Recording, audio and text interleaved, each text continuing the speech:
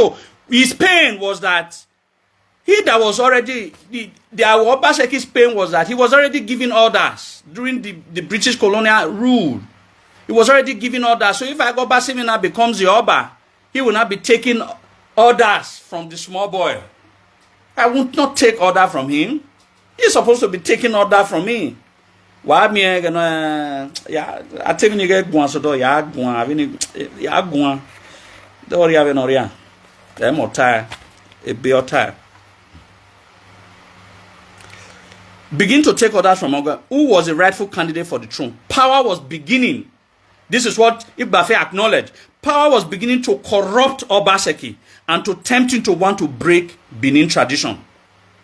Look at what Igbafe wrote. He said power was beginning to corrupt Obaseki and to tempt him to want to break Benin traditions. James Swart, still anxious to do what he could do for his loyal servant, refused even at this stage to reach a decision, even when it was clear that Agho Obaseki already James Swart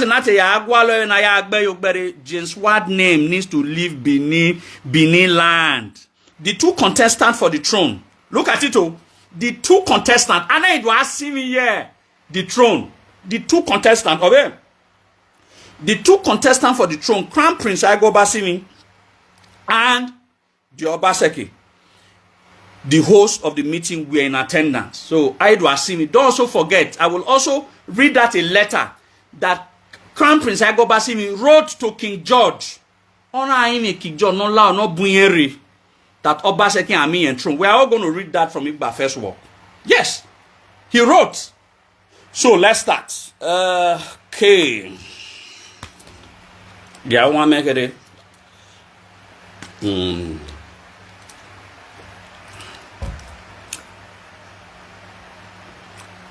Question number 2.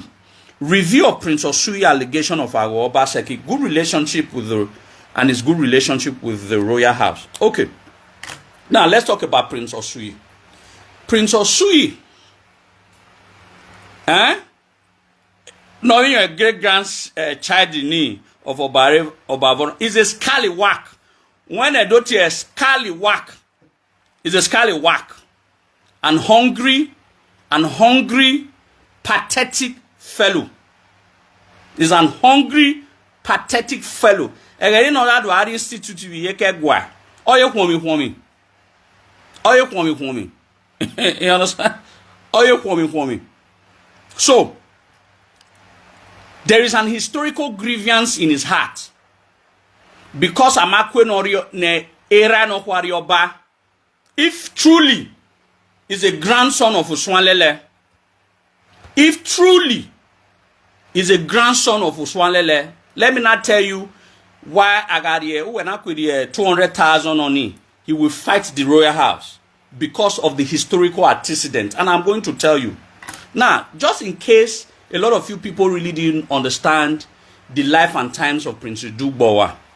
Alright, Izoduwa becoming Oba of Oramen. After he became Oba of Oramen, he had, as a young prince, as Omonorowa, as a young prince, as Omonorowa or senior prince. Again, I'm my deke. So, at a very tender age, young age, let me not use the word tender. At a very young age, he impregnated a lady. And that lady gave birth to Prince Agho Obaseki. Alright? Gave birth to Prince Agho Obaseki. So when he now became a more matured man, alright? Sorry if I'm not using the right words, but when he now became more matured, I think it's a proper word. When he now became more matured, that is when he now married. And when he married, the woman now gave birth to Uswanlele, Prince Uswanlele. Alright. So everybody knows that Oba Orame had 6 children. No bia yedo, no bia yisi, no bia yisima, any boom, any boom. But the ones that he gave birth before the unfortunate episode of 1897, there were 6, 3 male and 3 female. The first child being Crown Prince Agho Obaseki. The second being Uswanlele. For the male. The third for the male was Princess Igie. Then for the female, the first was Princess Eva Hawokun. The second was Princess Omono. While the third was Princess Oimiame. Alright? Alright? Princess Oimiame. That was it. That was the third daughter. So there were all 6, 3 male, 3 male, 3 female. These were the 6 children of Obavorame. Now, again,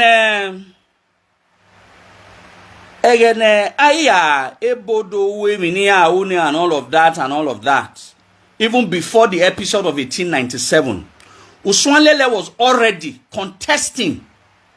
I'm going to read some chapters for you people. Uswanlele was already contesting because there was a message that Obavorame sent from Calabar telling some of the British district officers that they should ensure that Agho Obaseki is crowned. Because probably before he left Benin, he already knew there was a rivalry between 2 siblings. What Uswanlele was saying was that Agho Obaseki was an illegitimate child. By Benin traditions and custom, you know that I'm an illegitimate child. Do you understand?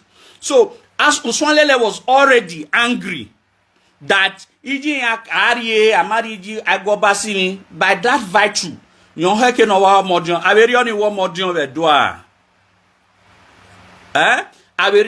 don't let him distract you people. Leave him. Concentrate. You people concentrate on history. Concentrate on history. So, I'm a legitimate child. Benin does not have such traditions and custom. I'm a legitimate child. So, Agho Obaseki was very clear because the age difference between Agho Obaseki. Why we call Larry? Oh, so sorry, a call came through. Yeah, one more. Do not disturb. The calls will not start coming. So I that's when so they are not illegitimate. They are not illegitimate children, according to the history of Edo people. All right. So the descendant of Uswanlele has always had that pain till now. So if he's talking from pain, from pain because a troni Omaseyabo awoji yahin. I use oji yamoba esagorioba oji Omaseyabo. And funny enough, Uswanlele died at a very young age. You people should go and find that. He died very. So, like I was saying, don't get distracted. Don't get distracted. It's them. Let them bring their evidence. We're going to deal with fact. Imasuen. Oh, Imasuen. So, the pain that Ekete the Masu Uswanlele Obo is where that useless Prince Osuyi might not take by him. Or you didn't now. Or you didn't and throw it. There was an historical rivalry between Uswanlele and Agho Obaseki, and that was the reason why they had a life, and that was why they had that rivalry. But how can you, when I am older than you with almost 10 years, then because I married you automatically so that's the pain. So when he's talking from pain. Alright? But he also made issues that he also allegedly said some historical fact. It is true that Agho Obaseki married 2 princesses.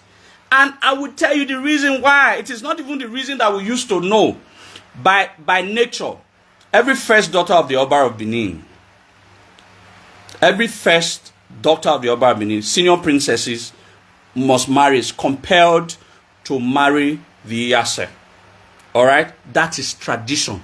But don't forget, I'm going to prove much later that Agho Obaseki is not an Iyase by tradition. I'm going to prove. You understand? Because the law states that the first daughter of the Oba of Benin must marry a traditionally elected Iyase. Agho was never. And who chooses an Iyase? The Oba of Benin. Agho, by the virtue of this live video, Agho was never an Iyase. It was a British Iyase. And I'll prove it. Oba Ozi Iyase. Oba Ozi Ozogie. Oba Ozogie. Oba Iyase.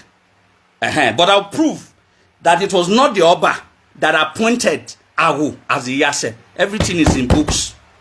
So that means Agho is not liable to get the first daughter of an Oba, except there was a reason. And I will also show you people the reason. So it was not because of tradition. That was why Eweka gave his first daughter, Princess Ebose, to Agho. It was frustration. Frustration. Not tradition. Tradition. Agi is a frustrato viere. With the threat that he would be deposed, that the way his father was deposed. In order to pacify the wicked Agho, he gave a Bose to him.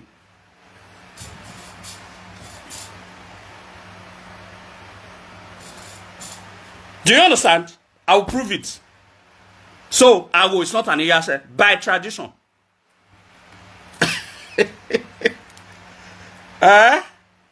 It's not by tradition. I'm going to prove it. So when they are saying that two princesses married, an auntie and a niece, we're also going to look at that. So I'm going to prove that. Please remind me to talk about much later on that Ebose matter. Let me go to the Mekoko while we are here. Let me just go to the history. They cut the history naked hotel with head salary and politics. They cut the history. They know what tona. You know what tona. Then what history. So now, ladies and gentlemen, it has gone to a time where we are not going to be speaking arbitrarily. We are going to be speaking based on evidences on books. Now, there are two things that I want to talk about. There are two things. There are two reasons why I had to bring a lot of books. Now, I already have in my study library, I already have books written by Benin historians, ranging from Professor Eno Mosuzi, called The Benin Kingdom, a century after British invasion. That's a Benin man. To the Benin City Pilgrimage Station by my mentor, Dr. Aishen Ehagosa. That's another Benin man. The History of Benin, Jacob Wade Agarewa. That's another Benin man. Uzama and the Benin Monarchy, written by the current Iyase of Benin, Sam O.U. Igbe. That's another Benin man. But I now said to myself, because these people are very tricky, they will say, what if, because of O.U., Navi Viedowa die? Agho. Oriyak Benin, now okay. Let me look for another man who is not a Benin man, which is Professor Igbafe. Igbafe did the most elaborate history. In short, he wrote 3 books on Agho Obaseki. He wrote 3 books on Agho Obaseki. So now, okay, let me add Igbafe to it. So most of the things I'm going to be reading are excerpts because he did one of the most chronological. And let me tell you, Igbafe never liked till when Dr. Aishen Ehagosa was still alive, when the Institute for Benin Study, when we did a book launch, and late Method was still alive, the Institute of the Benin Studies came up with this book. Look at it. That's Dr. Aishen Ehagosa. Benin Studies under the Scalpel. Essays in honor of Dr. Ehagosa Aishen. Igbafe was there. And when I met with him, I had asked that some of the books that you wrote, you were very critical of the palace. So Igbafe was one historian who never really liked the palace. So there's no way he could have written any book in favor of the palace. In short, if you read some of his works concerning Agho Obaseki, he tried to defend him. But it was too obvious as a matter of fact that he couldn't defend him.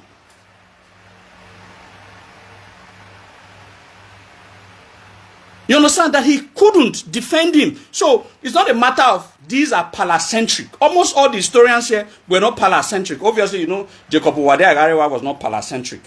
Dr. Aisha Nehagosa wrote so many things that had to challenge him. And he said that I am a scientist by nature.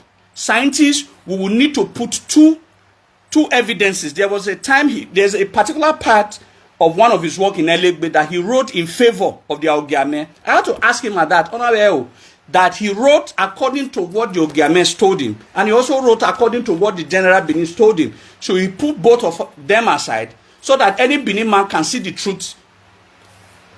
Can see the truth from the two stories. From the two sides, you read the two stories, you find out the truth yourself. So it was not a palacentric story. Neither was Omosuzi. Maybe probably Samigbe, who is a chief in the palace, could have been palacentric. That's the only person that is palacentric in all of the discourse. So I wanted to establish that. So now we are going to do the first work we are going to do is on Agho Obaseki. We are going to be reading.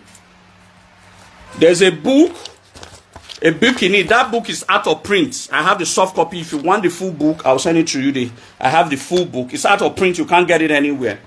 So luckily, we have some copies at the institute. So I had to make photocopies, but I have the soft copies. So now, this is Igba's first work it was a monologue called Agho Obaseki. Now we are going to read what he said about the background. From page 1, that's page 3, that's page 2, 3, 4, and 5. So these will be the first 4 pages because we need to look at the background of who Agho Obaseki was. So from there, it will give us more strength for us to look at several other things. All right. So we read. Why down? I'm going to extract quite a lot of things here. In the year 1897, Benin was invaded by the British. The palace of the Oba of Benin was badly damaged, and the Oba himself was forced to flee. Later, the Oba surrendered to the British. He was tried and exiled. The invasion of Benin and the trial and deportation of the Oba ushered in British colonial rule in Benin. The story this book tells is that of one of the most powerful figures in Benin during the colonial period up to 1920. His name was Chief Obaseki, paramount chief of Benin from 1898 to 1914, and then Yasen of Benin from 1914 till his death in 1920. The name of the man known as Chief Obaseki was Agho. His father, Ogbede, at the time of his death, held the Benin title of Ine under the Oba Adolo. The Ine is the head of the Palace Society of Ibiwe and is responsible for looking after the Oba's harem. This society provides and maintains the houses for the Oba's wives. A smaller group within the Ibiwe society under the Oshodi looks after the personal welfare of the Oba's wives, provides them with escorts when they leave the palace and settles any dispute between them. From the nature of these duties, it is obvious that only trustworthy persons were allowed to belong to this society. And the appointment of the Ine was a mark of the trust the Oba had in the person he so appointed. Ogbede's grandfather, Emohwa, was the son of an Onogi of Unsukwa. Agho was thus descended not only from a family that had produced an Enogi, village or town head, but also a family that had been honored by the Oba. Agho was thus born of a titled family. This fact is often forgotten when people speak of Obaseki's later career, because his rise to power depended first upon the Oba's favor and then on the support of the British. People tend to see him as a nobody who rose to the office of chieftaincy. It is proper to stress that Agho descended from no family of commoners. In the period before it, became the rule that the eldest son of the Oba of Benin should succeed his father. There were bitter struggles among the Oba's sons as to which of them should become Oba. These struggles often led to severe fighting which disturbed the peace of the kingdom. Even after the rule had been accepted that the eldest son should succeed the father, there was still trouble. Arising from disputes as to who was first son, this was because the Oba had many wives and a number of these wives might have had children at about the same time. It was during this disturbed Benin that Agho fathers, Ogbede, made his first contact with the Benin Royal family. This was during the reign of Obaseki. There was a civil disturbance in Benin at the time as some of the Oba's brothers were fighting for his throne. The disturbances became so unbearable that Obaseki decided to flee from Benin to Ewohimi. During this journey at a village called Ike, you know I've explained it. The village, now Ogbede Oyo, no Obaseki Kere, is called Ike Nisi. Ike Nisi. At Yevoni. At present day Uhonde. So all of you asking, Yevoni Kere, I heard not that he did not do anything. 8 years spent. He could not even tar one road in his own village. Now he's calling himself a Benin City boy. A Benin, you are not from Benin City, oh. Uhonde Kere, Wakere. So why are we here? Because that is actually the original village. Igwe, why you know? Igwe you people should go. I heard that Okpebolo is even trying to tar road now to Ike. That is the original village. Yeah. All right. I even know the history more than your father. Use Junior Dinyiwe. Everywhere Aragbon and Ado Iragbon. Imo to time my history do. All right. So this one I'm reading from a book. Don't worry. So I'm sure that Igbafe, you are also more knowledgeable than Igbafe. This was during the reign of Obaseki. There was a civil disturbance in Benin. Okay, I think I've read that. The disturbances became so unbearable that Obaseki decided to flee from Benin to Ewohimi. During this journey, at a village called Ike in the Akugbe area near Abudu, the Oba took Ogbede, then only a boy, as a sword bearer, Umuada. After some time, peace returned to Benin. Obaseki was once again able to return to his capital. Once on his throne again, the Oba decided to promote Ogbede by making him what in Benin is known as, I think, let me skip all this. Okay, because it's quite long. By this time, Ogbede had grown into a man with his own family. Ogbede married several wives soon after he was elevated to the rank of Uronisen. He wanted to write Uronisen. By these wives, he had many children, of whom the eldest was Obakpolo, others were Odige, Ozuwa, Oviawi, Ogbomo, Edokpolo, Saigeole, and the subject of our story, Agho himself. It looks as if Agho was one of Ogbedo's last children. Agho's mother, okay, I think it's Enome Huen, was carrying Agho. Listen, this is when the Agho story started. Start paying attention. I'm going somewhere. All right. Enome Huen was carrying Agho in her womb when she left for Oha in Iyekovia, where Agho was born. Agho never knew his father, for Ogbedo died before Enome Huen returned from Benin to Benin City. Returned with him to Benin City. Before Ogbede died, however, he rose to a higher rank during the reign of Oba Adolo. He became the Inen Nibiwe. He was also charged with the responsibility of looking after Idugbowa, who was to become the Oba of Oramen. Idugbowa lived with Ogbede till the latter's death. On his death, Idugbowa decided to go elsewhere. He went to live with one Ogagun. I will explain. Okay, to break it down, is the network not good? To break it down, what they are saying is that Vijay Agho wa home Agho wa, how do I put it? When Agho mother was pregnant with the child called Agho, he left Benin and went to somewhere Viyekovia. So that was where Agho was born. And before the mother took that child back to Benin, his father Ogbede had already died. So Agho never really knew his father. But don't forget, Agho's father was a caretaker as Ineni Biwe of Idubowa. But when he now died, Idubowa had to leave. Idubowa left Agho's compound and went to stay with another chief, which was called Chief Ogagun. Some of you might not know Chief Ogagun. I think in one of the stories I talked about that, because later on Chief Ogagun was put to death because there was a conspiracy that Ogagun was conspiring to kill Prince Idubowa. Chief Ogagun wanted to poison Prince Idubowa. Oh, Nina Dove. It's another story for another day. Oh, Nina Dove. Adolo had to, a death penalty was spent on Chief Ogagun, and Chief Ogagun was killed. It's another story in Benin. So, for some of you who do not know Chief Ogagun, Chief Ogagun's house was is at the present day St. Matthew's. It can not be St. Matthew's here. Why Chief Ogagun so that means it was two people that actually took care of Prince Idubowa. Idubowa was taken care by Ine Nibiwe, who was the father of Agho, and Chief Ogagun. Before he left there, on a area, no bira, era no biye, that is Chifero at Ubi. He actually didn't go to a Daken.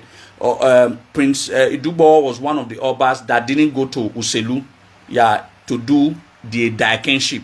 Just in case some of you are not aware, Urubi or Nawoge, one of the few Obas, maybe one or two, or Mayuselu Urubi or Nawoge, because he was with his grandfather, around the quarter of his grandfather, Eranobiye, who is a doctor of Eo.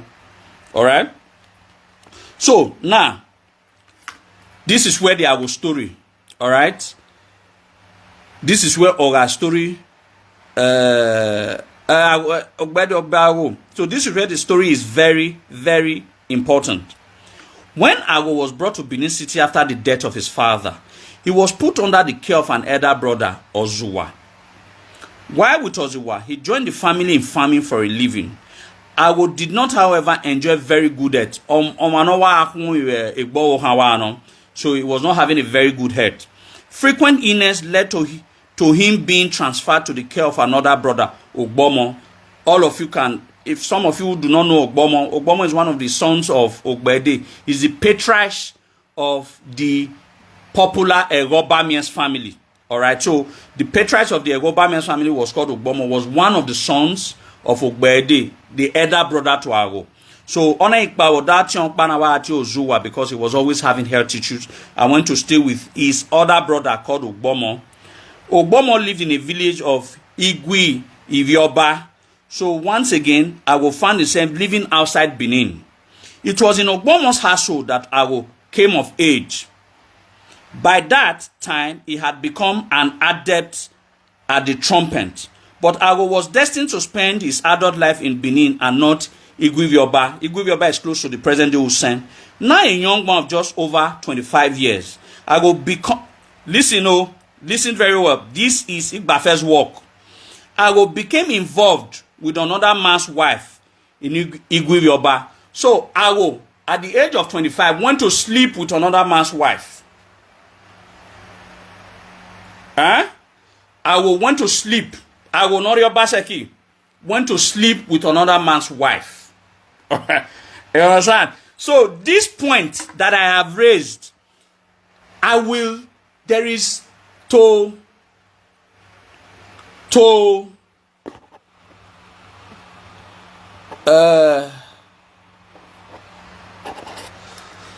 in order to substantiate this point that I have raised, I will go further on. As time progresses, I will also bring another thing. When the Benichi accused that if were most of the children not biene, if were avio, when he became of age again in Yasene, British Yasene. Look at at the age of 25, he was already sleeping with other people's wives, according to Igbafe. All right. Agho became involved with another man's wife in Igwivioba. In those days, to get involved with another man's wife was a very serious thing. If in case you think I'm lying, I will send you the book. The book is Igbafe called Agho. Igbafe's work called Agho Obaseki. I mean page 3. Page 3 metira. So our alobeke on her okbena ke gwemida at a very young age oya gwemida.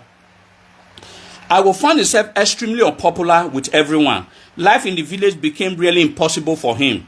So he decided to go back to Benin City and try to settle down all over again. In Benin, Agho got in touch with the future of Vorame.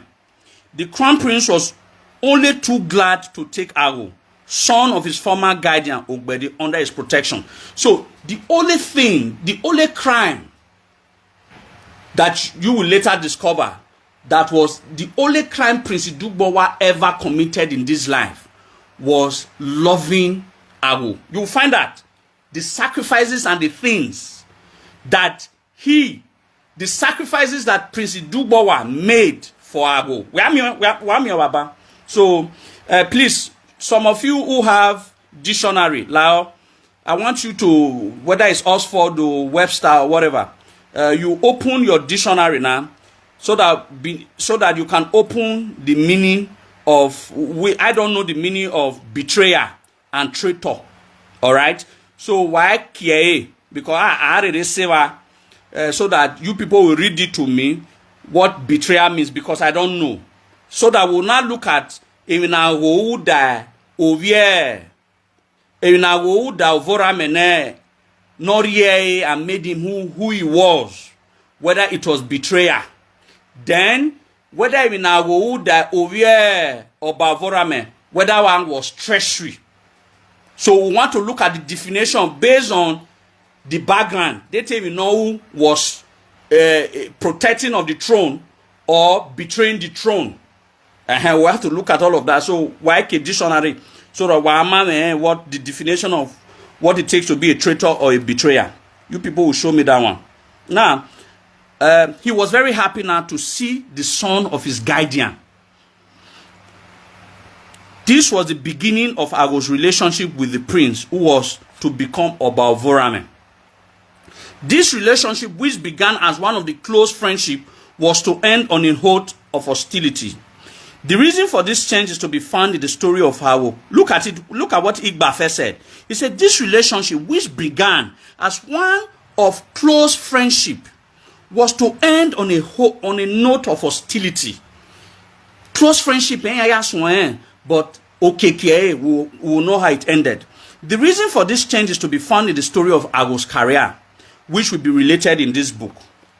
A few years after Agho was given protection by the crown prince, he began to engage in trade for him. In about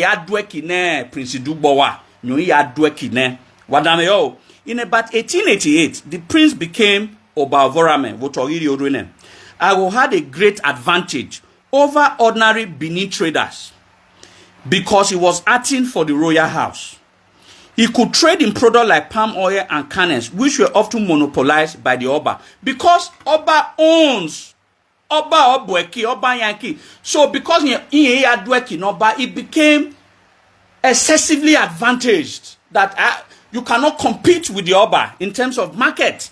So it now became comparatively advantaged, and because of that, it became stupidly wealthy, based on the favor that he has found from the royal house. All right.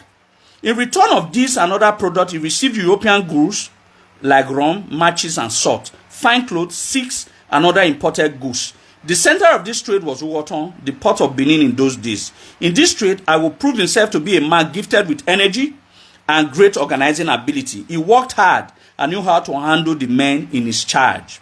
It was not surprising, therefore, that in few years he had established himself as an extremely wealthy trader who made profits for the Oba as well as for himself. The same energy, ability, and devotion to duty which won success for him as a trader were to win him high office after the British took Benin in 1897. Now, look at it. I posted this one yesterday. It was natural that the Oba should take note of the ability, devotion, and success of Agho. Agho won the love and confidence of the Oba, just as his father had won the love and confidence of both Oba Asemede and Oba Adolo. So the crime of the royal house was loving the lineage of Agho. He became the head servant of the Benin Royal house and began to settle minor disputes in the household. He received special favors from the Oba, such as the gift of his first wife. Now, Oba Voramen was the one who married the very first wife. Now, go home, Oba Voramen. All you wonine. And the name of that woman was called Etuhun. I'm going to go to the works of Isien. I'm going to read from Isien's work later on. You also discover that it was not just Etuhun that Oba Voramen gave to Agho. He also married another woman called Edugie. Edugie Nyobe Gaius, who also, we're going to talk about that some other time. So Etuhun was the one who gave birth to the first son, Agbedo, the first son of Agho, Nori Obaseki. You see the way I'm calling it, I'm not saying Agho Obaseki because Obaseki is not his son name. It was a title given to him by the Oba of Benin, and that title was created for the purpose for him. And I will tell you why that title was created. Let's move on. He received special favors from the Oba, such as the gift of his first wife, Etuhun. The giving of Etuhun to Agho as wife was only a beginning. It is one of the rights of any Oba of Benin who ascend the throne to fill vacant titles as well as to create new ones and fit these new titles into the various palace societies. The Oba also decided the seniority of the new titles in the various palace societies. I hope you guys understand. Taking advantage of this right, Oba Voramen created the title of Obaseki. Obaseki was originally not a title. Obaseki was originally not their name. Any title no. All right, a title no, just like every other title chief. Do claim The Oba also decided the seniority of the new titles in the various palace society. Taking advantage of this right, Oba Voramen created the title of Obaseki and bestowed it on Agho in 1889. The title was in recognition not only of Agho's success in trade, but also his devotion to the Oba. Now look at the meaning of the title. The meaning of the title is that Oba's favor was much more valuable than mere success in trade. Do you understand what it means? Oba's favor. Since Egi Oba talk guitar, like some people are suggesting, Edoga talk by. So many are Oba ni. Ye niare Edo Eva, Edo Seki. So, ladies and gentlemen, from today henceforth, their name now is not Edo Seki. Edo Seki. Okay, because they no longer find favor in the hands of the Oba. They have not found favor in the hands of the Edo. So let them remove Oba. So let them put Edo there. So I get Oba talk when I get Oba Edo talk no wala. So Oba ni already yani. Let them remove it. Because yani. So Edo Seki is not their new name. So they even betray their own son name. Exactly. So today henceforth, they should not be regarded, that family should not be regarded as Edo Seki. So, we no got party Edo Ze for Abat, Egi Obaze, since Edo, Edo Ze, very well. We that love it, let them leave it for us. The Obaseki would therefore, the meaning of the title is that the Oba's favor was much more valuable than mere success in trade. Now, listen. There's something I want to say now. Listen to what Igbafe want to see. There's a secret. Orema. Listen. The Obaseki would therefore be well advised. Look at it. The Obaseki would therefore be well advised to remain loyal to the Oba if he sought to enjoy continued prosperity. I want you people to open your mind. You understand? I want you people to open your mind. I want you people to open your mind. I want you to listen. There's a secret here. Now, they were advised. Did you ask who advised them? Ask Eli for another day. But listen, the Obaseki would therefore be well advised to remain. It was not the royal house that advised them. They went for a divination. So he was well advised. The Obaseki would therefore be well advised to remain loyal to the Oba if he sought to enjoy continued prosperity. That is why that name, they knew the power that name carries. That is why Yamasi Niniai till now. That's why Yamasi Niniai. There's a secret there. So why Azio Karina Ninita? Now, thereafter, the name Agho virtually disappeared as it became known as Obaseki. It's surreptitiously, because you know there's a power that surrounds the success. The secret of the success of the family is on that name. The secret of the success of that family is on that name. That's why they will never change it. Most of them don't even know. Okay. They are saying, so, let me proceed. Having created the title of Obaseki, the Oba put the title into the Wegwa society. Listen, look at the favor, so much favor that Oba, the royal, has did for these traitors. Having created the title of Obaseki, the Oba put the title into the Wegwa society. The Wegwa title holders were responsible for the domestic work of the royal household, and as such were very close to the Oba's person. Obaseki not only became an Iwegwa title holder, he was also made the fourth most senior title holder in the palace society. The former title holder, Omanotiare number 4 of Iwegwa, because of the love of Orame had for these traitors, Ona stepped Chief Ehanire down. You know, Oba creates a title and can also determine the position. We determine where the title will belong to, and we also determine where the position. So in the case, the Obaseki title would have been probably in the 15th position or in the 16th position. But the position, Neobamune, was 4th. Originally, that position is occupied by a title called the Ehanire title. Oba needed to step Ehanire down so that he can elevate this guy in question who later betrayed him and his household. He elevated him because of the love he had for him and gave him 4th position.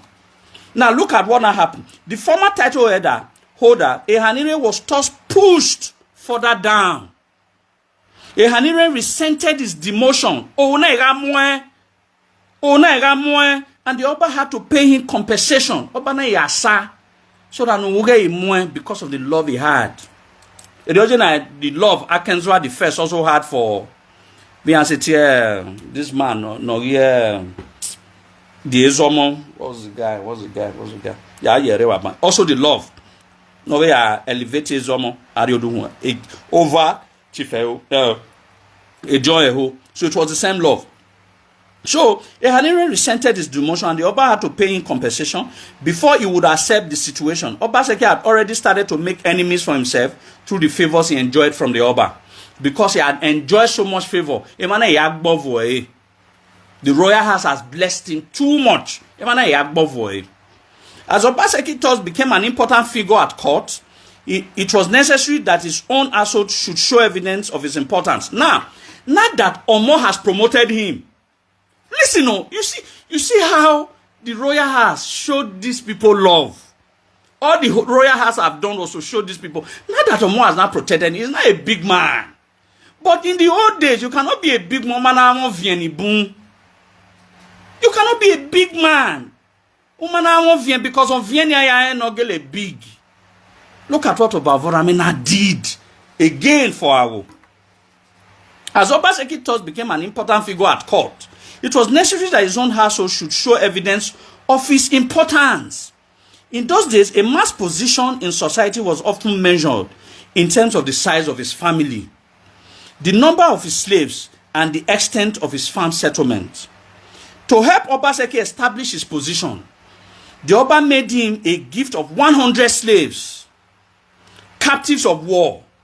The more the Oba showered gift on Obaseki, the closer the friendship and love between the two became.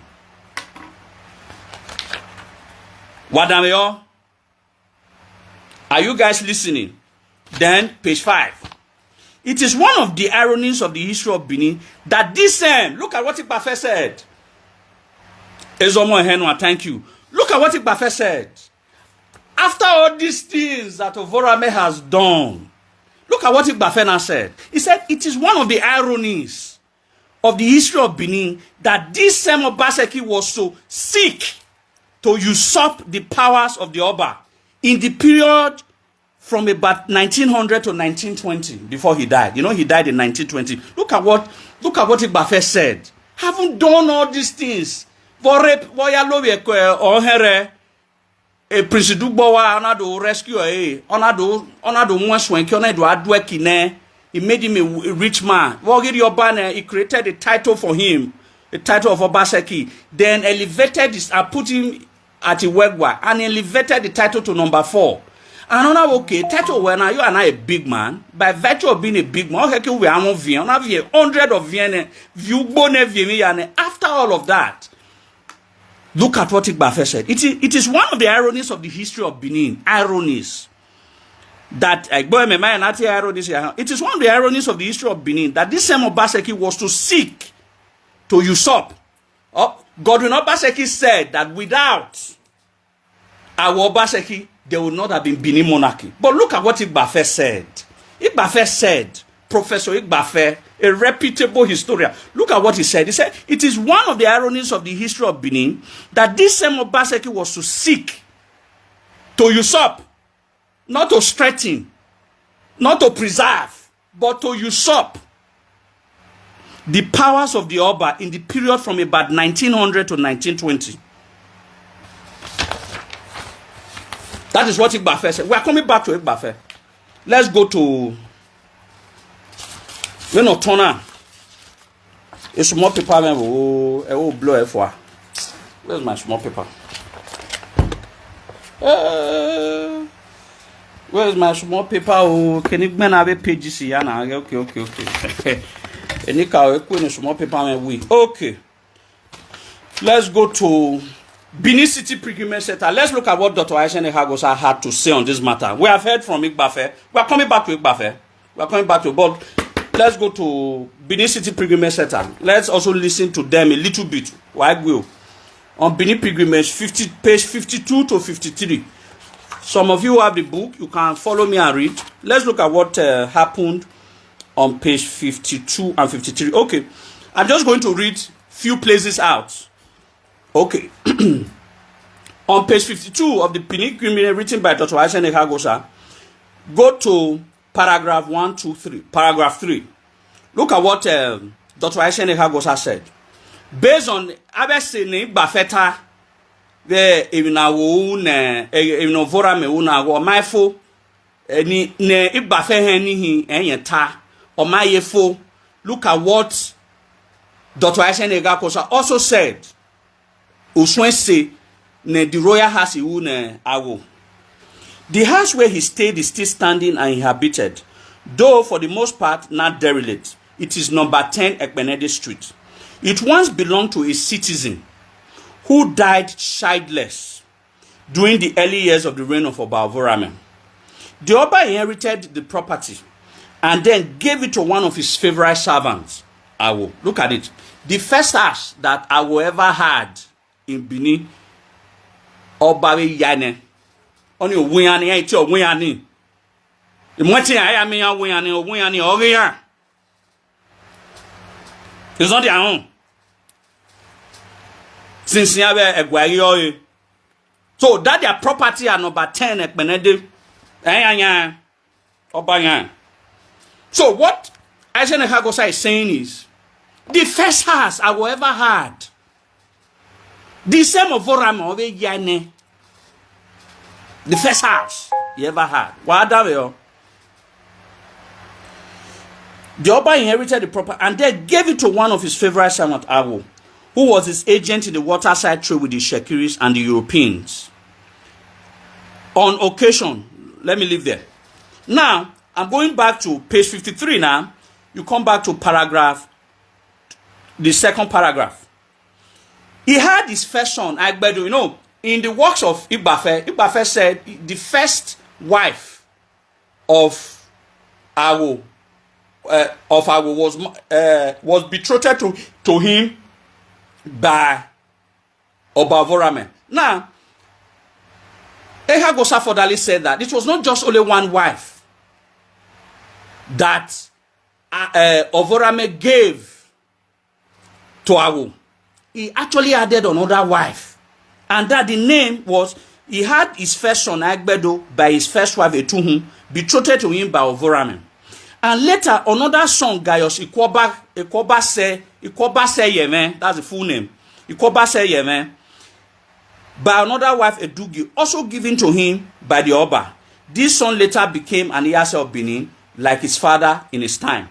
So, we have established that even the house, the first house I ever had in Benin, Oba Yane, alright, Oba Yane. So, his two wives, Nobie Ikoba Se Edugi, Etuhun, Oba Yane.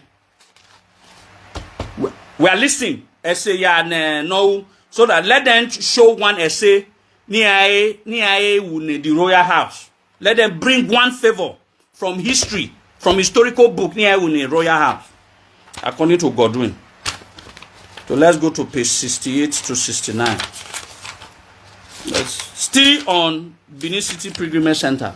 Garewa, a nice one.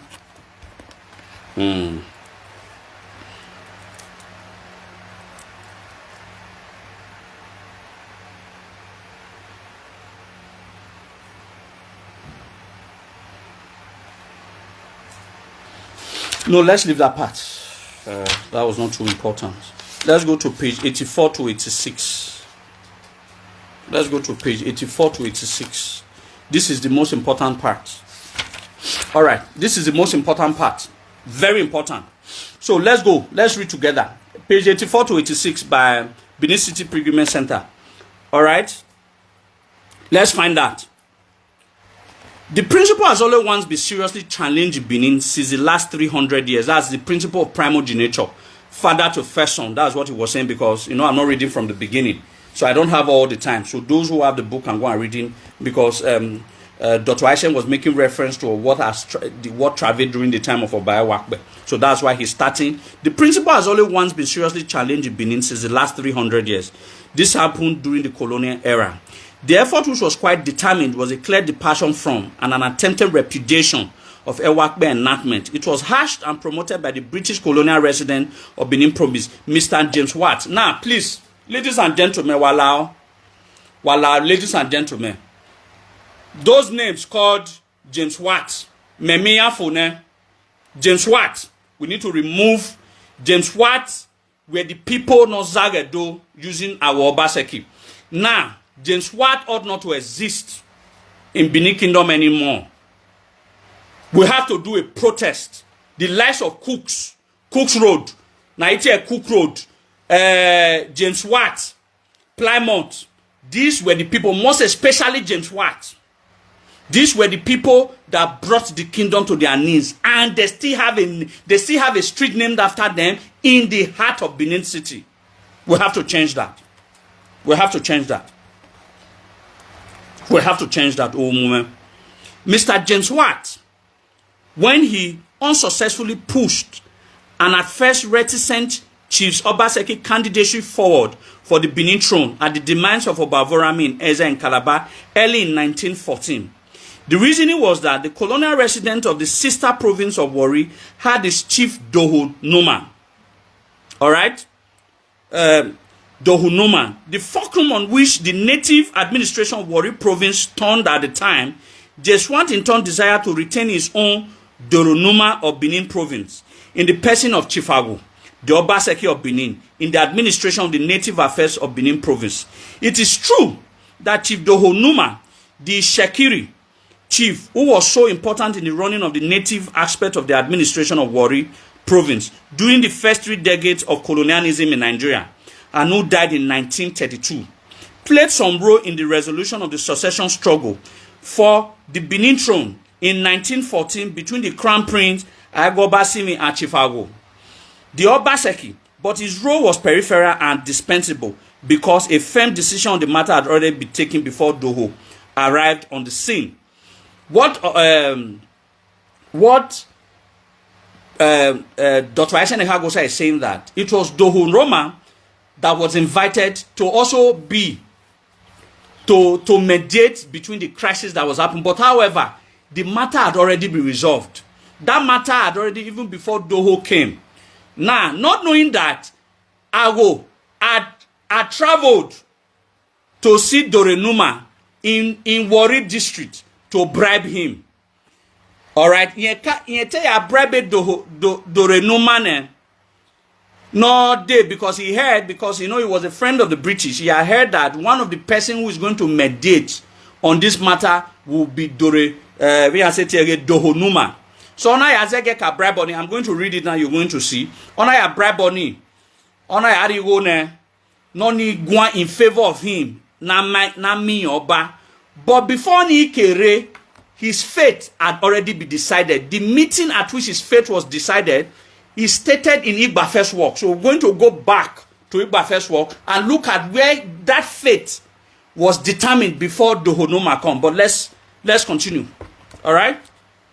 Chief Dohonuma arrived in Benin probably during the first half of April 1914 through Saple, the Benin-Saple Road, which construction had been embarked upon by the new Lagos government in place of the more ambitious, I don't want to run through any tangle. Though entered no, those are too long. Okay. The Shekiri chief had a meeting with all the Benin chiefs. The venue was Chief Obaseki's palatial residence, the Agho Obaseki by the Uzebu Moat, crossing at the western end of Urogotodin High Street. The 2 contestants for the throne. Look at it, oh. The 2 contestants. And it was see me here. The throne. The 2 contestants. Okay. The 2 contestants for the throne, Crown Prince Agho Obaseki and the Obaseki, the host of the meeting, were in attendance. So I do Asimi. Don't also forget, I will also read that a letter that Crown Prince Agho Obaseki wrote to King George. King George no lao no bunyeri that Obaseki and me and throne. We are all going to read that from Igba first work. Yes, he wrote. Agho Obaseki had to write to King George in England, had to write to Oni of Ife, had to write to I think Emir of Kanu, had to write to prominent traditional rulers. We are going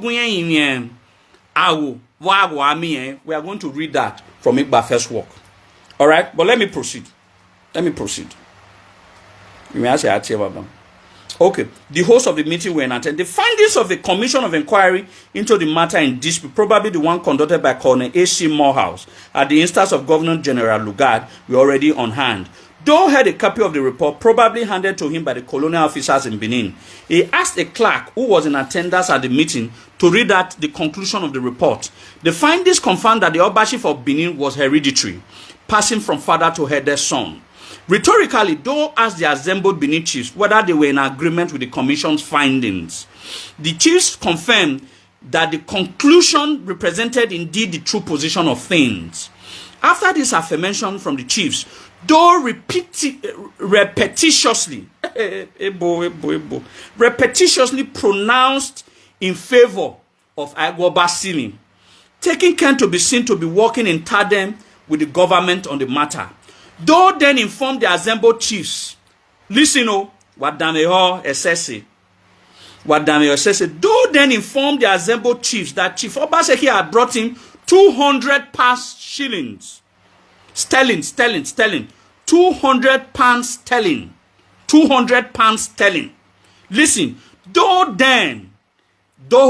the security chief, then informed the assembled chiefs that Chief Obaseki had brought him 200 pounds sterling.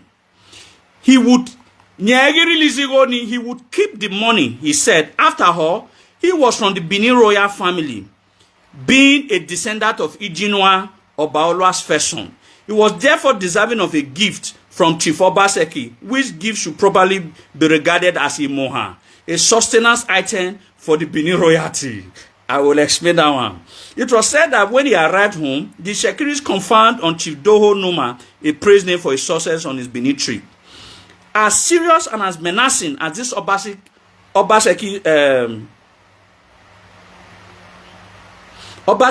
episode was, the attempt was not able to upstage the Ewakbe enactment made 200 years earlier.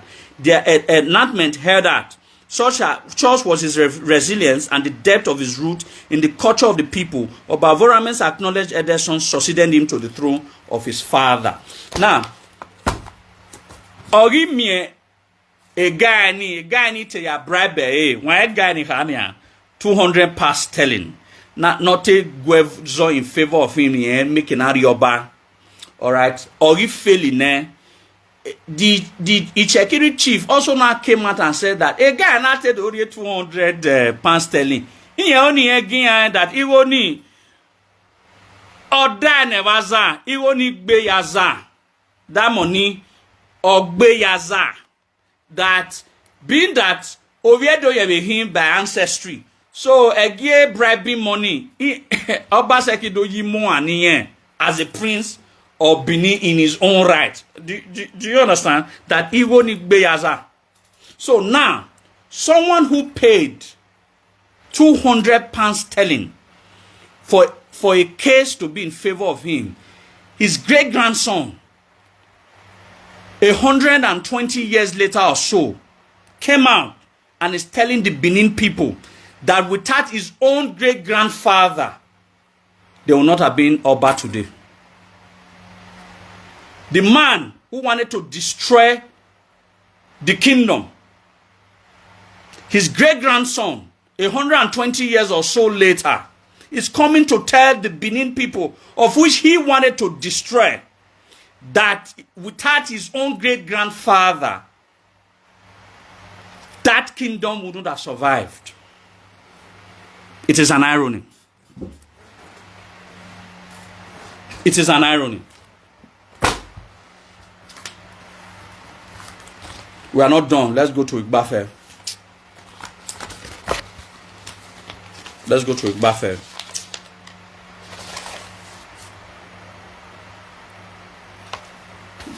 Gary Igbafe. Am I done? Let's go back to Igbafe. Let's start from page 23, 24. 23 orodu 24 ari 25 yaro. Then there's a page 20, there's a page 18 to page 20. Okay, page 19 is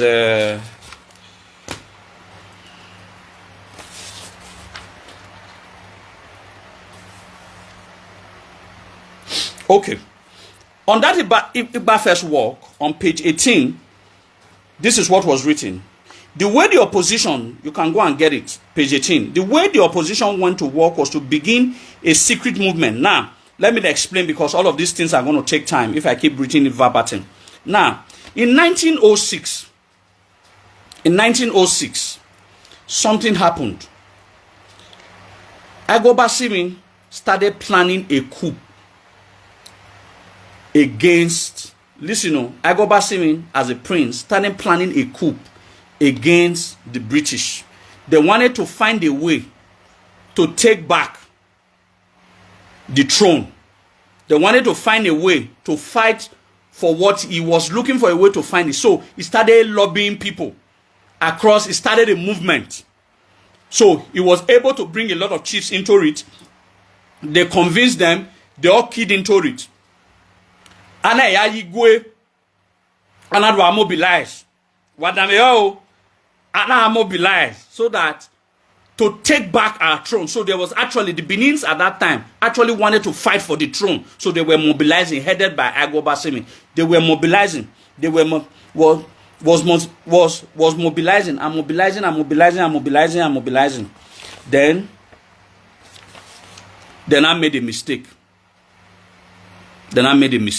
This event happened in 1906. Then I made a mistake. What was the mistake? Then I went to tell Godwin Obaseki. Godwin Obaseki. They now went to tell Agho Obaseki. When they told him, Agho now sat down and said that if Obavorame returns, Akpa nebomu yegbe, because he was not the most respected chief. He was not more of like a king. He was going to lose it. Do you understand? The Benin's have mobilized. They have strategized. Are mobilizing even I had a big takeover back the kingdom. I know you people have never heard this story. It happened in 1906. They have fully mobilized. When I had taken back the kingdom here. But what happened? Then I invited Obaseki that, do they by ma? Ovorame is your best friend. Ovorame in Calabar. Let's find a way to take back our kingdom and bring back our royal father from Calabar so that he can take back his throne. They thought they were talking to a confidant, a friend of Obavorame. What now happened? You people listen. Page 20. And so Obaseki refused to join. Having refused to join, he and three other chiefs, three other chiefs, Olele Duzani, Obayangbon, Iyamu, and Ayobahan, informed. Listen, if this is not a betrayer, I have said several betrayers. This is another betrayer. The Benis have not strategized. We have gathered how to go and bring our royal father back so that he can come and sit on the throne. So I had to inform Obaseki, but when Obaseki go home, he waited that all the favor, all the largesse is now enjoying for a white man. He had to lose once Ovorame who has. I've told you all the things that Ovorame did for this guy. Be the judge of this matter. Then I informed him. After they informed him, he went to bring three other chiefs. They now went. Look at what Igbafe wrote. He said, having refused to join, he and three other chiefs, Obayangbon, Iyamu, and Ayoba, informed the district commissioner about the movement. The British reacted quickly. Troops were poured into Benin in September 1906, and all the villages concerned once more submitted. Tribute which had not been paid, because you might have paid tribute to Gebo, because a tribute in here mobilized. Then I had a big takeover. The tribute which had not been paid was not paid, and what looked like a political rebellion was crushed.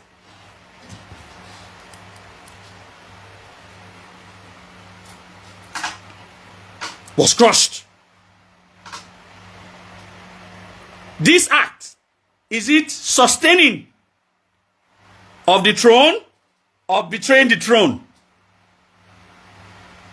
I didn't say it. It's page 20 of Igbafe's work on Agho Obaseki, called Agho Obaseki.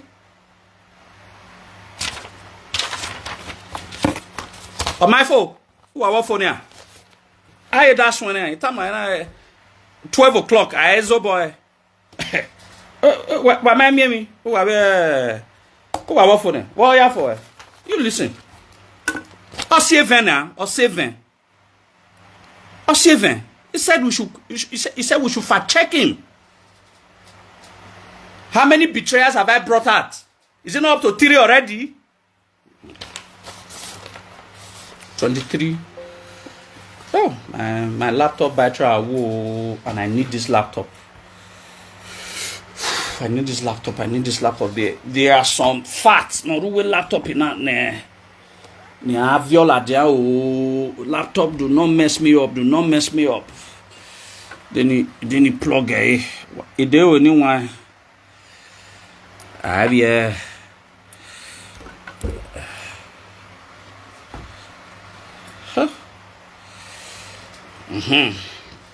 Okay.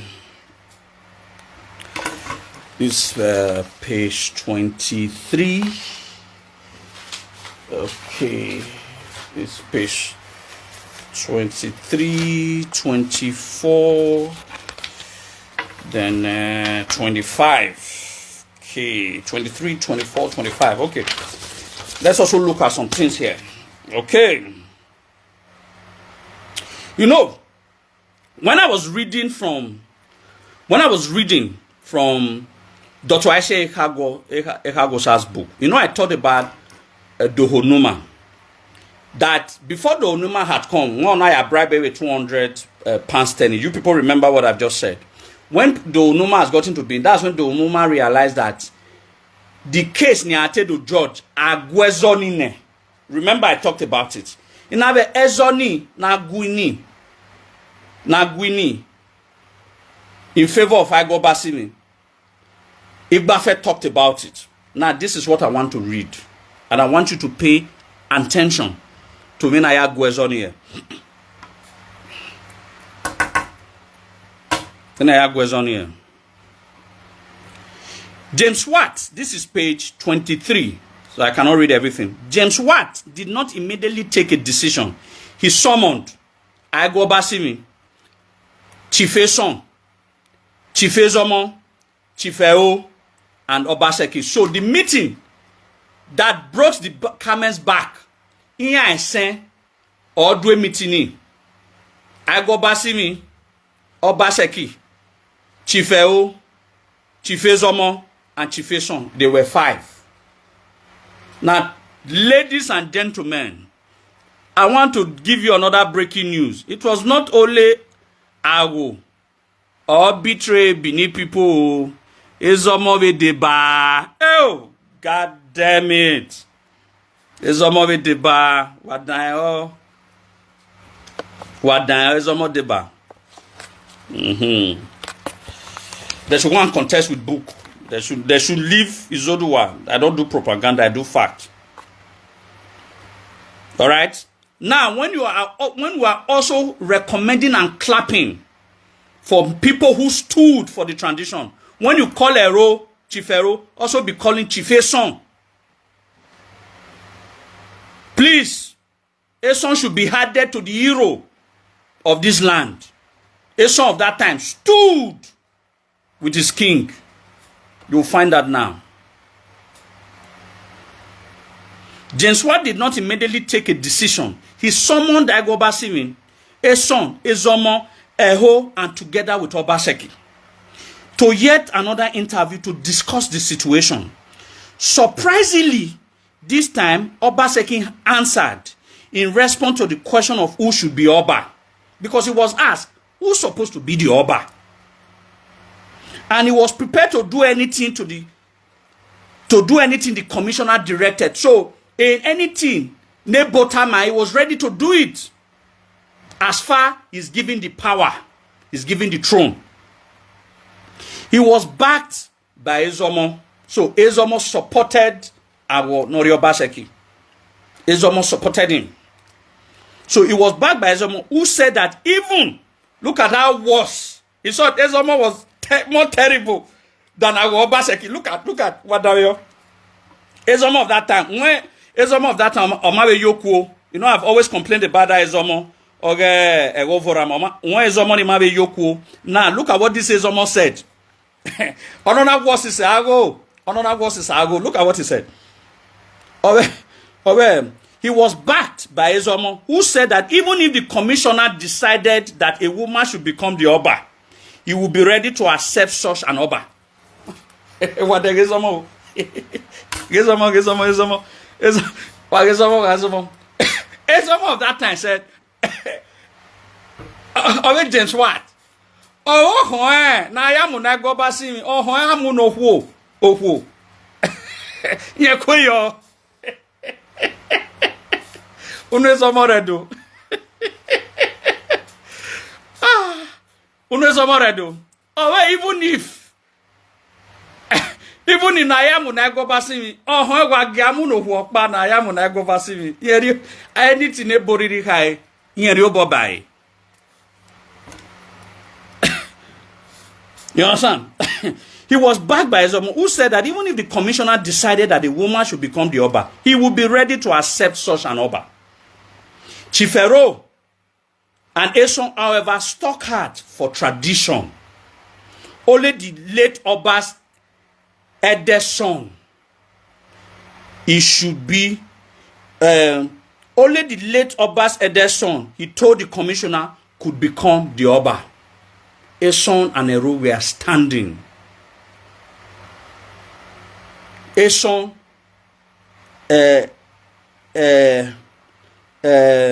and Eru were standing. They stood their ground of your banodion or your back. That is what is missing in a lot of Benin elders. Benin elders. I mean automatic. Mene zongo we ahi, when I go we ahi, we are not be. Keria wa imi we do ni boom. O wangi yango Godwin gwan. Yan akpo boni. Mene ya we mene zongo we akpo bo, we akpo bo le lago. Look at. After Obaseki's clear stand at the private interview earlier on, his wavering stand at this public interview is evidence that he was already responding to the temptations of acquiring the supreme office in Benin. So it was no longer a news. It was a public glare that he wanted the throne for himself. It was no longer him now not do a baby. He wanted the throne. He wanted the throne for himself. He was probably secretly advised by other chiefs who were relying on him. Should he become Oba to honor them for nearly 20 years, he had been accustomed to giving orders. So other chiefs now, any na we abo de na we ekwe wo almost oriobana because ogasu wo bo always see my bo. You see greedy Benin chiefs, e dey aye dey greedy. Eh na hin to ya e no ba magin ya we corrupt set of chiefs. E dey aye where Agho Obaseki was fighting for his right. Let me proceed. Page 24. Most perhaps to think that he would want to stop giving orders and begin to take orders. His pain was that he that was already, the Agho Obaseki's pain was that he was already giving orders during the British colonial rule. He was already giving orders. So if Agho Obaseki now becomes the Oba, he will not be taking orders from the small boy. I would not take order from him. He's supposed to be taking order from me. Why me gonna I tell you get go so do ya go do ori ave no ria. E mo tie e be tie. Begin to take orders from Oga, who was the rightful candidate for the throne. Power was beginning. This is what Ibafe acknowledged. Power was beginning to corrupt Obaseki and to tempt him to want to break Benin tradition. Look at what Ibafe wrote. He said power was beginning to corrupt Obaseki and to tempt him to want to break Benin traditions. James Swart, still anxious to do what he could do for his loyal servant, refused, even at this stage, to reach a decision, even when it was clear that Agho Obaseki already James Swart James Swart name needs to leave Benin land. James Swart, still anxious to do what he could do for his loyal servant, refused even at this stage to reach a decision. He continued to investigate. He asked the Oni of Ife and other rulers their views about the succession practice in Benin. Meanwhile, Lugard himself ordered an investigation into the matter. At the end of all of these investigations, even James Swart was forced to recommend that Agho Obaseki should succeed his father as Oba. Although tradition thus triumphed over personal ambition, Agho Obaseki's victory was far from easy. He himself realized that Obaseki was seeking to take throne from him. Listen, I said something like this. Now, he said, although tradition thus triumphed over personal ambition, Agho Obaseki's victory was far from easy. He himself realized that Obaseki was seeking to take the throne from him. He wrote petition. Agho Obaseki na yagbe petition. Ona yagbe petition. Ya lo banigbe. Ya Agho lo egbe. He wrote petition to King John V, praying that monarch to help him gain his father's throne. He appealed to Ooni of Ife and other traditional rulers in Nigeria so that they can use their influence to help him. In a sense, look at Igbafe now. What Igbafe wrote. He said, in a sense, it was pathetic to see a prince of Benin reduced. In a sense, it was pathetic. Listen. In a sense, it was pathetic to see a prince of Benin reduced to begging for the throne that was his by right.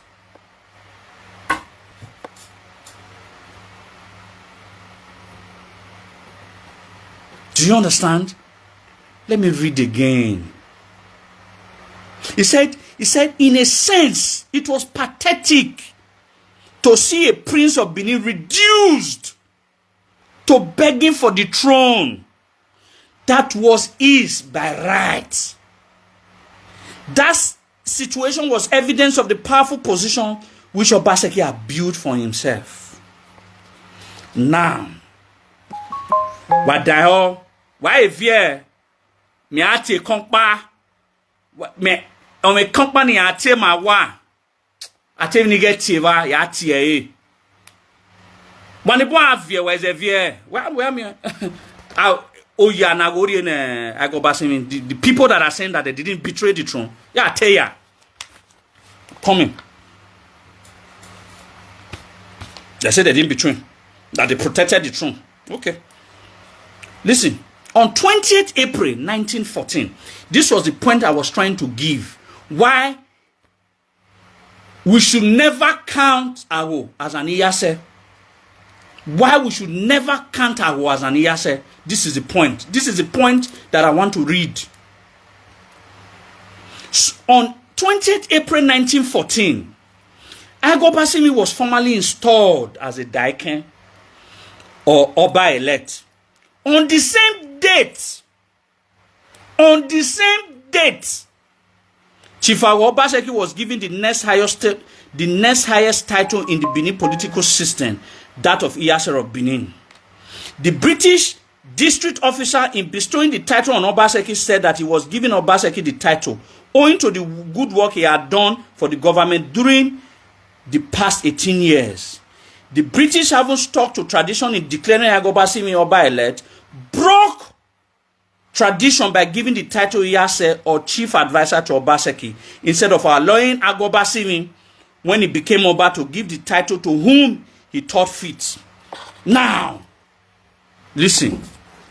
Ede na install Agho Obaseki as a Daiken was the same day the British ime Iyase na wo. Listen. The same day, the same 22nd of July, now I'm talking about 20th of April. April, May, June, July. That's 3 months before. Okay, do Rioba. And then I'm my Daiken. And there a British even my Agho Iyase. Ede rave my Iyase. So how is Agho na Iyase? How is Agho na Iyase? You people should tell me. How is Agho na Iyase? Because the day na moba Oba to be ede na my Daiken. Ederio Amagho. Amu Iyase na Agho. The British people. The British people. The British people. So why is they still referring to Agho as an Iyase? Izoduwa this day on forward refused by historical record to recognize Agho as an Iyase.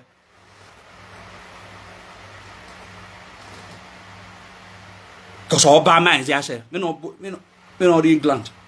Me no aware first and the last year, the UK would do. Do you understand? So how is it not Iyase? So if he's not an Iyase, how is he qualified to marry two princesses? He did. You have a ton when you are you know kai. A princess Oyiname and princess a boss. That time. Okay, princess a boss and oro. Oh, yati wavia. Why worry? I'm coming.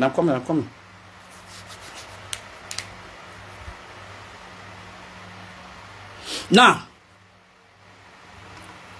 on 22nd of July 1914, again, Agho Obaseki was at last installed as Obaiweka II. Okay, thank you. On 22nd July 1914, Agho Obaseki was at last installed as Obaiweka II.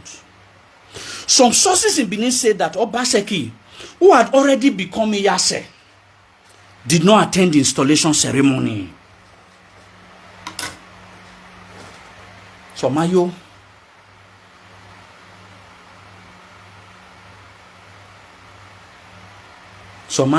And then I install Obaiweka. Omayo.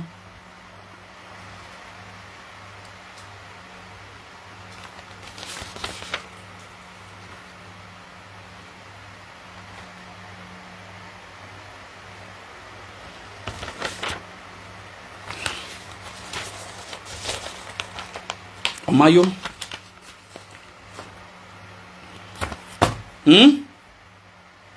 Okay. Omaifo. Wa de emotional.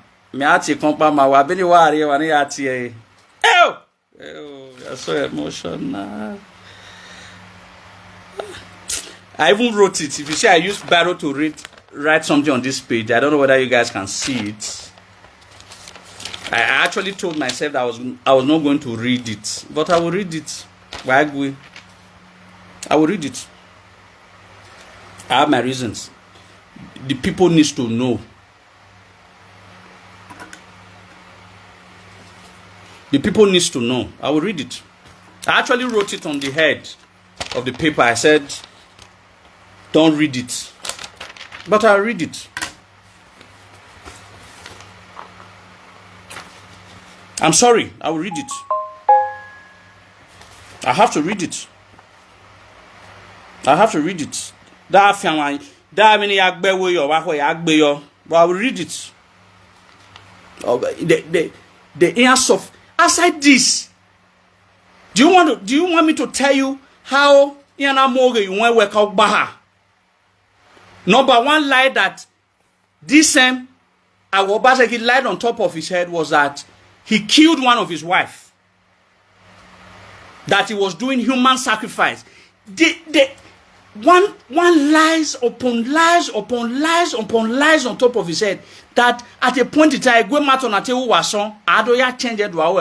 a point in time, Oba was forced to be attending St. Matthew's. Because all were amoge young were oyawe human sacrifice. Whereas they lied on top of his head that one of his wives, he used her for human sacrifice. Only for them to not discover that the one of the Oloi had eloped, ran away from the palace and married and went to marry one man, one Urobo man in present-day Delta State.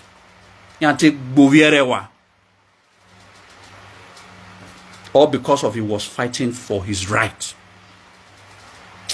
Izoduwa, man. Now, when I was reading when he was growing up,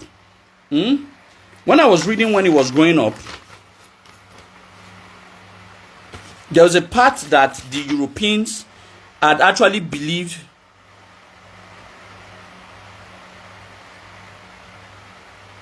Okay, let me read this part. Let me see page 31. It was too much to expect that all this power would not go to Obaseki's head. As a result, Obaseki grew arrogant and very dictatorial. There was one occasion when Obaseki even questioned Listen, oh, there was one occasion when Obaseki even questioned the Oba's right to give judgment in a case in Siloko without consulting him. Even as the city Oba, Agho questioned Ezo Nagui with Siloko because he was not the head of Benin City district. The Siloko district in Matekan, but Ezo no babe Agui with Siloko, district of Benin City. Ezo no babe Agui with Siloko. I will not be with that. We mado consulting we ke Agwezoni.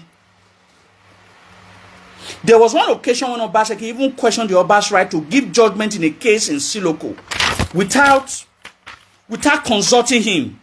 Yet Siloko was not in the Benin district, of which Obaseki was head. Even the British were forced. Even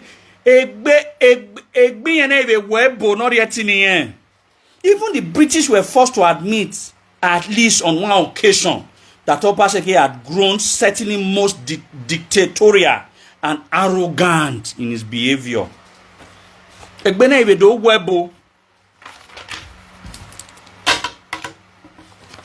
let me read something. You know, when I was reading that, when he was growing up, that was when he was young. Now he's now an old man. Look at an accusation. The chiefs now petitioned him. All right? Look at the sort of petition that was written against him. Page 31, let me read. In 1917, that was 3 years before he died, Obaseki decided to become a Christian. All right? We cannot say whether Obaseki was genuinely converted, or whether he was just playing politics. Anyway, until his death, he attended St. Matthew's CMS Church in Benin. Obaseki becoming a Christian raised important issues for the Oba. It meant, for example, that he could not participate in the palace rituals, which were regarded as non-Christian. It was a matter of grave importance for the Yase to not be absent from important palace rituals. Did Obaseki become a Christian just to embarrass the Oba? That's the question in Bafe. Because on Gesonado, where without the Yase, I do Guinea. So you're not barreting a dagme no sa. So that nega do Guinea, amane do Guinea, it has an implication against the Benin people. We cannot say, however, in 1918, the Oba tried to create a crisis. He refused to perform the opening ceremonies of the New Yam Festival. All right? Because the Oba refused to do this, the ordinary people could not perform their own ceremonies. This meant that the yams could not be harvested. This began to create hardship. So now, in response to Unyime and Obaseki, Oba now also said that during the Gwenyewe, but it now add, and there was now, tired. All right?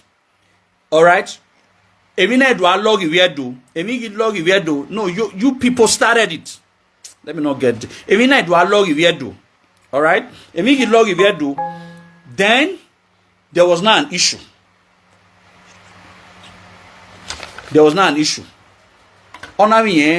That particular festival in Obanami, where the British now forced him that he must do that particular festival. Then the British, they now forced him. Look at what happened. Let me read it. The British officers refused to accept. Oba was trying to explain to them why he didn't do it. The British officer refused to accept the Oba's explanation and not only forced the Oba to carry out the ceremonies. I want you people to listen. Yeah, it's very sad.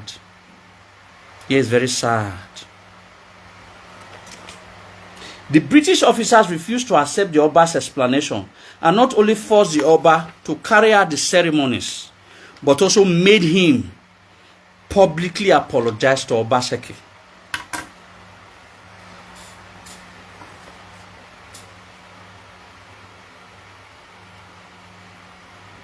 Publicly. Carry out the ceremony, but also made him publicly apologize to Obaseki. This was perhaps Obaseki's greatest triumph. The Oba Benin apologizing to his Iyase. This would never have happened but for the British.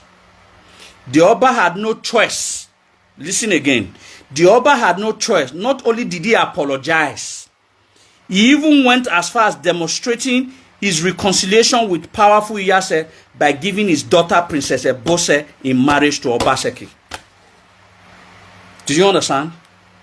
When they tell you why why the royals gave one of their daughters to Agho, this is the reason.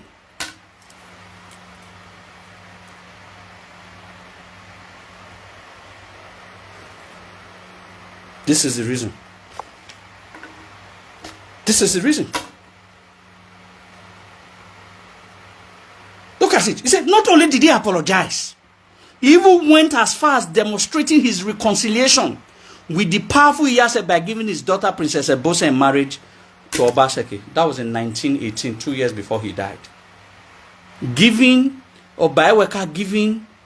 his own daughter, his own first daughter to Agho Obaseki was it as a result of love? It was as a result of tragedy.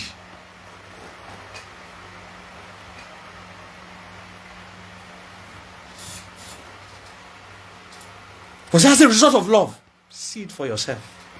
See it for yourself. Have you seen it?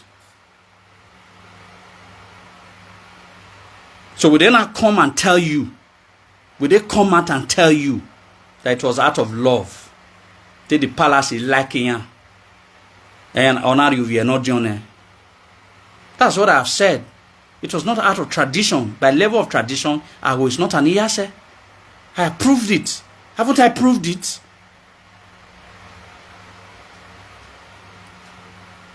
You have embarrassed the throne.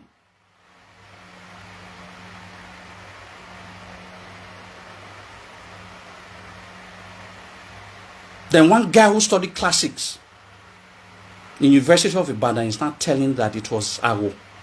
That is the reason why the throne was protected. Then you think Izoduwa will keep quiet and not challenge him that these were the sins of Agho. Let me conclude Igbafe's work with this. Let me just read this place for Igbafe.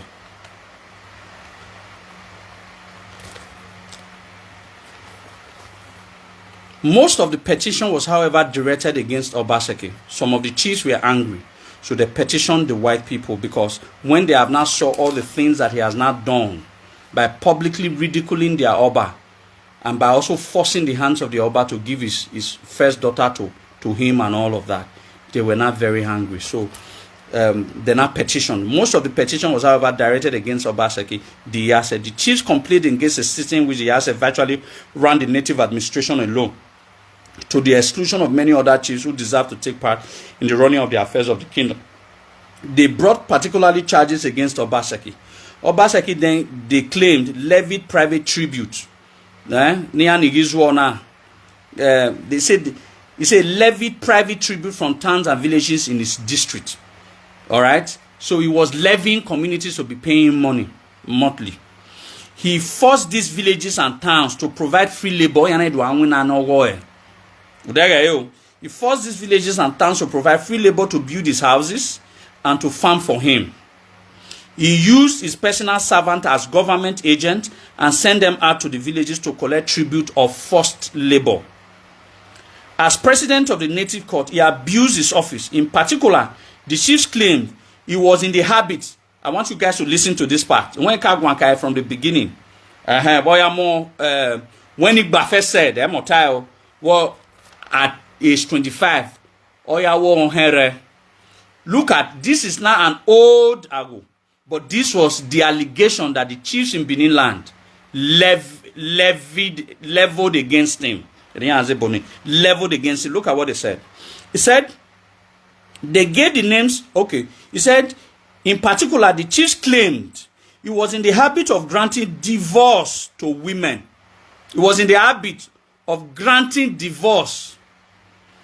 He was in the habit he was he was in the habit of granting divorce to women and then proceeding to marry those women. So here why divorce women or what goes over these women, the chief did not just make vague charges.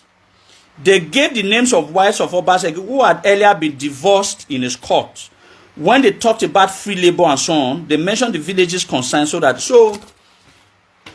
he was also harvesting other people's wives. Outside knockout at the age 25. As an old man, harvesting other people's wives. That rounds up the conclusion of Igba first works. Let me quickly extract something from Iyase's work to round up all of this. Page 199 to 200. Okay, 199 to 200.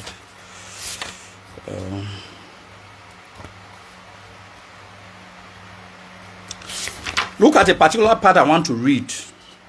After the departure of Ovorame to join his ancestor, I will set his eyes. This is Iyase's book. All right.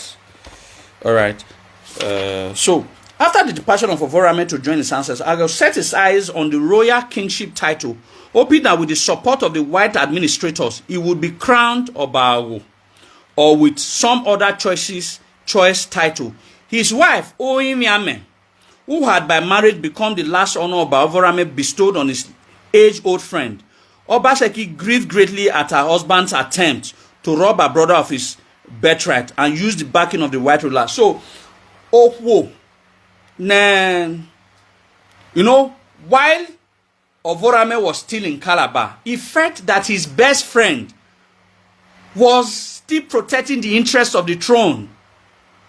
So in 1912, which was Princess Oimiame, Nariye, Nosiye. You see, Idubowa was deceived, or Ovorame was deceived by Awo, even till the day he died. So in 1912, he asked that Princess Oimiame should be married to his best bosom friend. It was not that Prince Oimiame now that was now having married Agho Obaseki was not crying. Look at what Iyase wrote. His wife Oimiame, who had by marriage become the last honor Oba Ovorame bestowed on his age-old friend Obaseki, grieved greatly at her husband's attempt to rob her brother of his birthright. Oimiame na ega so now why, which is Agho Oba no lao. Otien or Rioba or Baso Egbe Ea Yena Wien. Oimiame grieved. Obaseki caused problem when he lied. Benin Royal Museum, Mowa, I've not been talking about it. But when he crossed the line of lying, coming to social media and lying against the history of this land, like I said, I will come out with facts and evidence. The books are all there. Let them provide their own books.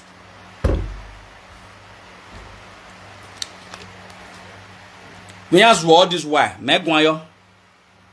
but the day Obaseki came out and said that his own traitor great-grandfather was trying. Do you want Edobe Awegwan can Gaius? That is his own grandfather. Oh God.